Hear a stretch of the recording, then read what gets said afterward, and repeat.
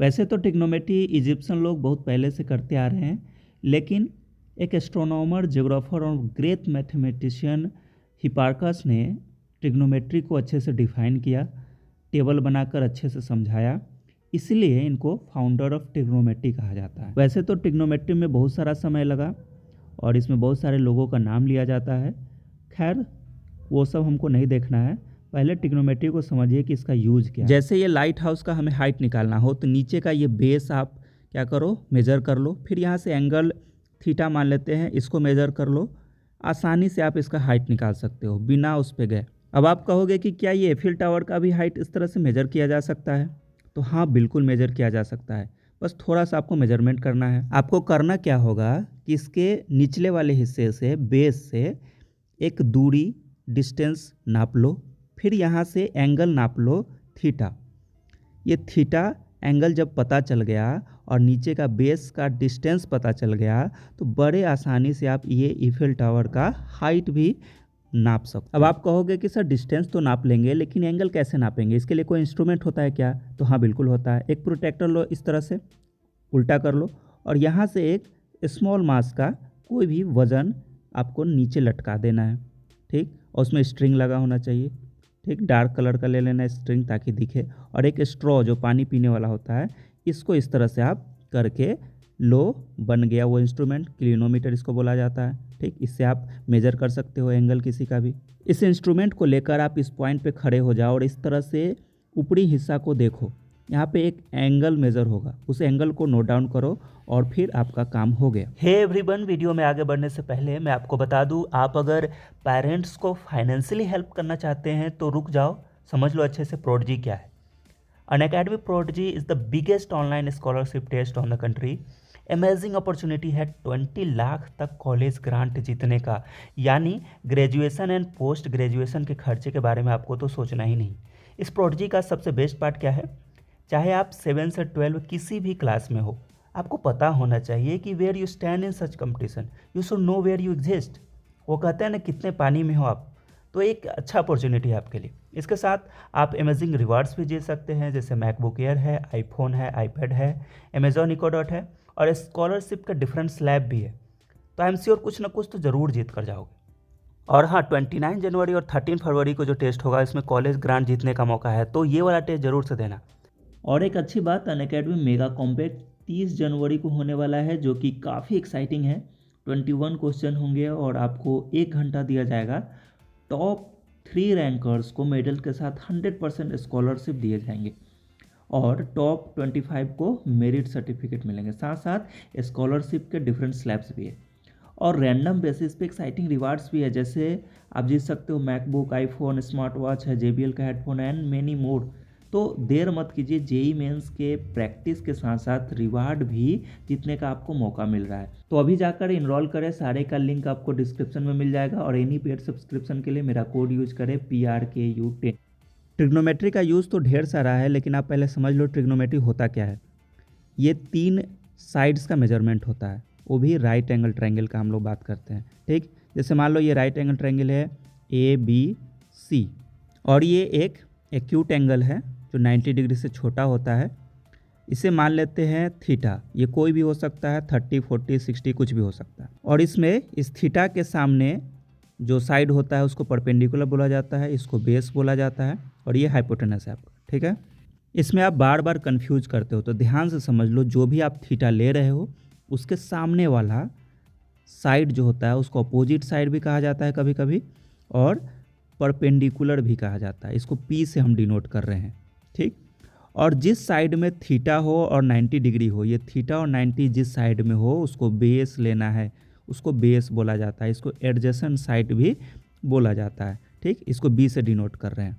फिर ये 90 डिग्री के सामने वाला जो साइड होता है सबसे लंबा होता है, इसको हाइपोटेन्यूज बोला जाता है, ठीक है। ये AC हाइपोटेन्यूज है। ये क्लियर हो गया, इसको हम लोग H से डिनोट कर रहे हैं। अब आप इसमें कभी कंफ्यूज मत करना कि किसे परपेंडिकुलर लेना है, किसे बेस लेना है। थीटा के सामने वाला जो साइड होगा उसको परपेंडिकुलर लेना है, और जिसमें थीटा और 90 डिग्री दोनों है उससे बेस लेना है। और हाइपोटेन्यूज में कोई कन्फ्यूजन तो होना ही नहीं चाहिए। चलिए, इसमें एक रिलेशन होता है इन तीनों में, जो कि पाइथागोरस दिया था, H² = P² plus B square, ये रिलेशन आपको याद रखना है। इस रिलेशन से आप पी भी निकाल सकते हो।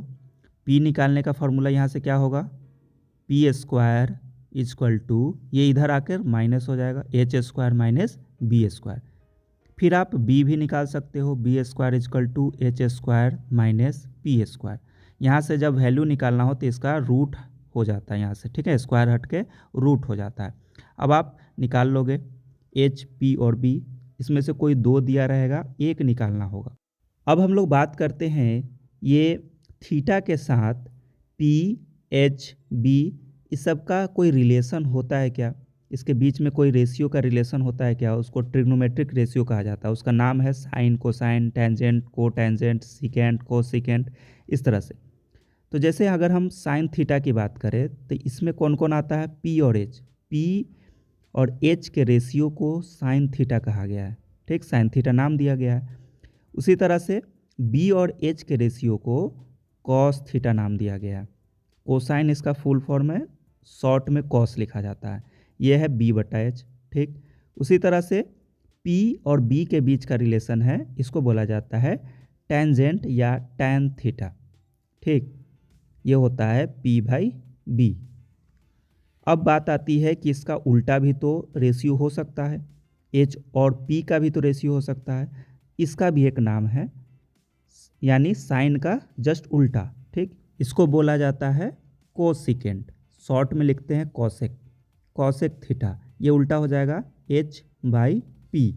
उसी तरह से कॉस का उल्टा होता है सीकेंट, इसको शॉर्ट में सेक थीटा लिखते हैं, ठीक, ये होगा उल्टा एच बाई बी।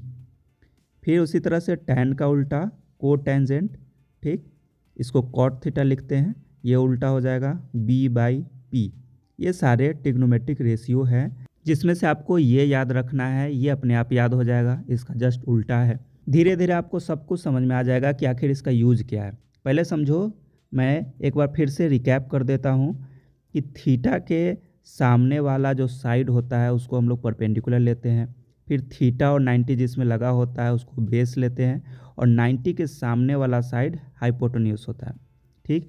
फिर पी और बी का रिलेशन हम लोगों ने देखा, फिर थीटा के साथ इसका रेशियो भी देखा हम लोगों ने, इसको sine theta, cos theta, tan theta बोला, इस तरह से होता है, आप इसको याद रखना, ठीक है। साइन थीटा का उल्टा कॉसेक थीटा होता है, कॉस का उल्टा सेक थीटा होता है, टेन का उल्टा कॉट थीटा होता है, ठीक, ये आपको याद रखना। इस पे कुछ क्वेश्चंस करते हैं, आपको सब कुछ समझ में आ जाएगा। ध्यान से देखना कि ये ट्रायंगल है, पी हम लोग ले लेते हैं एग्जाम्पल के लिए 3, बेस आपको नहीं दिया है, बेस आपको निकालना पड़ेगा, एच दे दिया है 5। अब आपको सारा ट्रिग्नोमेट्रिक रेशियो इससे निकालना है। पहले तो आपको बेस निकालने की ज़रूरत है। बेस निकालने के लिए हमने क्या बताया है, पाइथागोरस थ्योरम यूज करना है, B square equal to H square minus P square. H square कितना है, एच का वैल्यू है 5, 5 का स्क्वायर माइनस पी है 3 का स्क्वायर, ये हो जाएगा रूट अंडर 25 माइनस 9 आ गया 16, और 16 का स्क्वायर रूट होता है 4। तो बेस आपके पास कितना आ गया, 4। इस तरह से हम लोग बेस निकाल लिए, जो भी गायब होगा इस तरह से हम लोग पाइथागोरस थ्योरम से कैलकुलेट कर लेंगे। फिर अब निकालेंगे हम लोग ट्रिग्नोमेट्रिक रेशियो। जैसे साइन थीटा क्या होगा, पी बाई एच होता है साइन थीटा, तो यहाँ पे पी कितना है 3/5, ठीक, तो साइन थीटा कितना हो जाएगा 3/5 पी बटा एच। फिर उसी तरह से कॉस थीटा क्या हो जाएगा, कॉस थीटा क्या होता है बी बटे एच, तो यहाँ पे हो जाएगा 4/5, ठीक। फिर होता है टेन थीटा, टेन थीटा कितना होगा बताओ, ये होता है पी बाई बी, तो पी है 3 और बी है 4, तो 3/4। उसी तरह से कॉसेक थीटा, साइन का उल्टा होता है, इसका जस्ट उल्टा कर देंगे हम लोग, ये हो जाएगा 5/3, उल्टा हो जाएगा, 5 ऊपर चला जाएगा, ठीक, 3 नीचे आ जाएगा, तो 5/3 हो गया कॉसेक थीटा।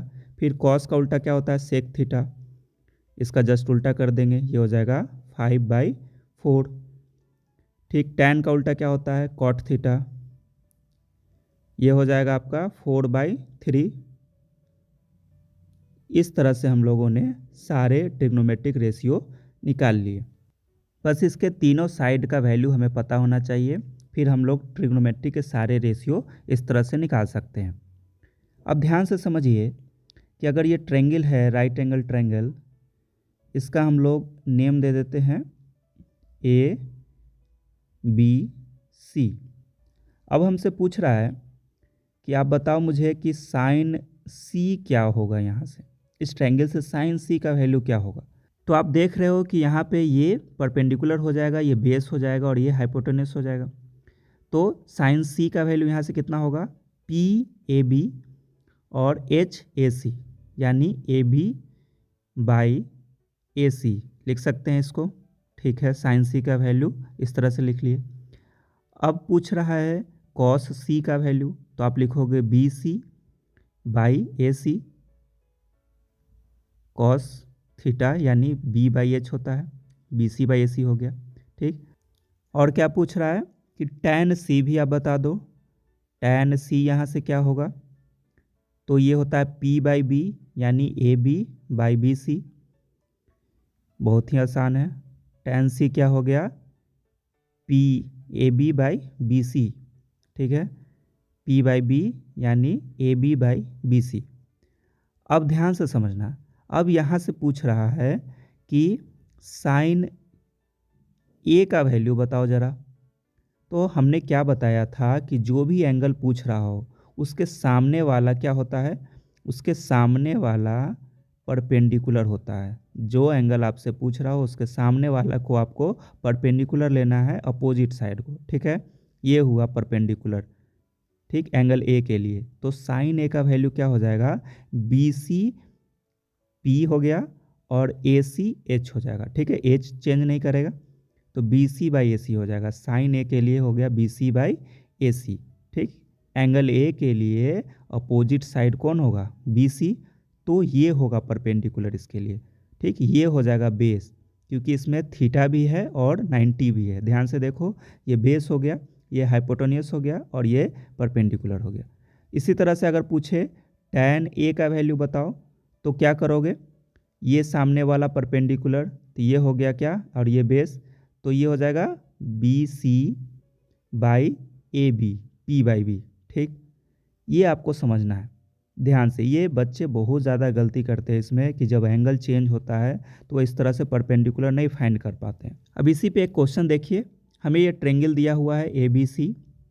ठीक, ये हो गया आपके लिए 24, ये 7 दिया है और हाइपोटेनस नहीं दिया है। तो आपको पूछ रहा है कि साइन ए का वैल्यू बताइए, साइन सी का वैल्यू बताइए, टैन सी का वैल्यू बताइए और कॉट ए का वैल्यू बताइए, फिर सेक सी का भी वैल्यू बताइए। ठीक, ये वैल्यू आपसे पूछ रहा है। तो सबसे पहले आप काम क्या करोगे कि एच तो नहीं दिया है, एच को फाइंड करेंगे सबसे पहले। ये होता है रूट अंडर परपेंडिकुलर का स्क्वायर प्लस बेस का स्क्वायर, यानी 7 का स्क्वायर लिख लो, या प्लस 24 का स्क्वायर। ये हो जाएगा 49 प्लस 24 का स्क्वायर 576। ये हो जाएगा ऐड करने पे 5 2 और 6 625 का स्क्वायर रूट कितना होता है 25। तो हाइपोटेनस कितना आ गया 25।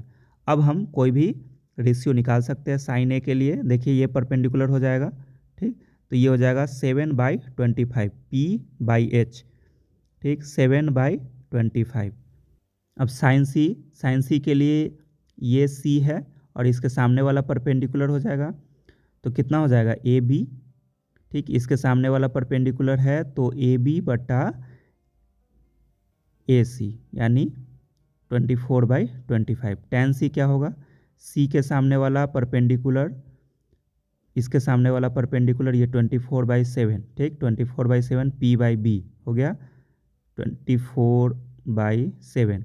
फिर कॉट ए पूछ रहा है, कॉट ए यानी ये वाला एंगल, इसके सामने वाला परपेंडिकुलर और ये नीचे बेस, तो base by perpendicular B by P होता है कॉट, तो ये हो जाएगा 24/7। ठीक, फिर सेक सी पूछ रहा है, तो सेक सी यहाँ से एच बाई बी होता है सेक थीटा, कॉस थीटा का ये उल्टा होता है, कॉस थीटा होता है बी बाई एच, तो सेक थीटा हो जाएगा h/b। ठीक, तो h कितना है यहाँ पे 25/7 h/b। सेक c क्या हो जाएगा 25/7। इस तरह से हम लोग ट्रिग्नोमेट्रिक रेशियो निकालते हैं। इसके आगे बहुत कुछ सीखने को है जो कि हम लोग नेक्स्ट वीडियो में देखेंगे।